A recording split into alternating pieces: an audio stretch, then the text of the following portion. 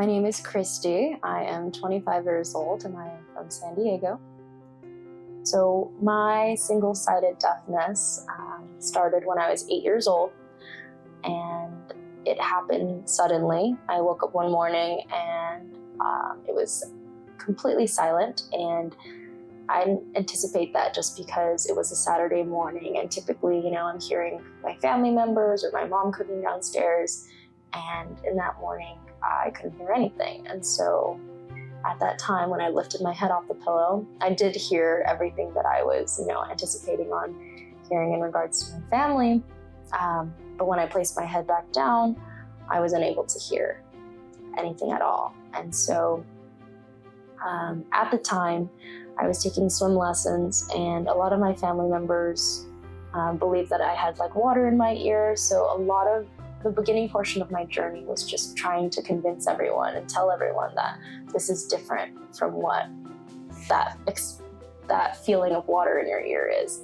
And so fast forward, we did kind of get referrals, and we went to different doctors and everything. And at the time, we didn't really have great insurance, but most of them basically told me that it was congenital or that I was born with it. And so it was really difficult at 8 years old trying to, first off, understand medical jargon or terminology, as well as trying to explain to my mother, who doesn't really speak too much English, exactly what's going on.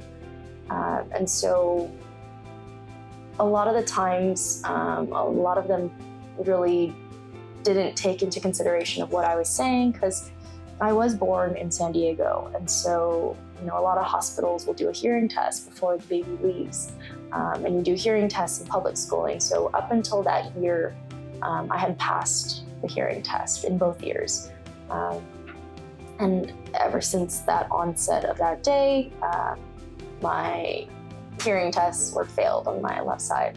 Fast forward to recently, to 16 years later, I got into a car accident, and just from that collision, I was experiencing a lot of balance issues, and I was experiencing tinnitus, or ringing in my right ear.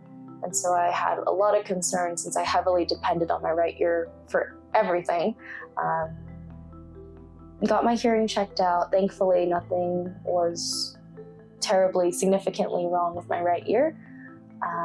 And then at the time of my appointment, they mentioned that I was a candidate for a cochlear implant. And that was the first time I had heard about it. And I was really excited by the idea because, when I was a child, I was just told that there was no solution. So it was very exciting to hear.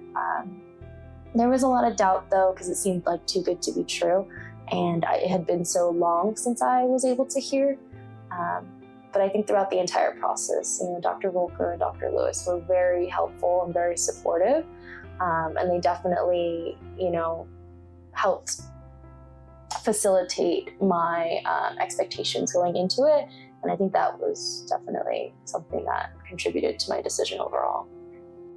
I am so happy that I made that decision. I know that there was a lot of concerns prior to it, in regards to the surgery, recovery, and kind of balancing all those things. But I'm really happy that I did decide to do that. I was thinking more in terms of longevity, more concerned for my right ear, and just ensuring that my left ear, whatever is left of, how much I can hear, just kind of maintaining that. And so it does help me a lot, though, in terms of social gatherings or dinner settings. I will say I was so anxious before in any dinner setting with a large group. I felt like I would have to kind of sit on certain sides of the table just to kind of be able to hear people.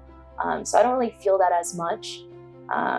But I know that before getting the implant, when I was unable to hear people and they would say things, sometimes I feel like they thought that I was just, ignoring them, which I wasn't. I just didn't catch what they said. So it definitely has helped with just overall outlook. It's helped with just me feeling comfortable and confident being in those settings that used to make me anxious.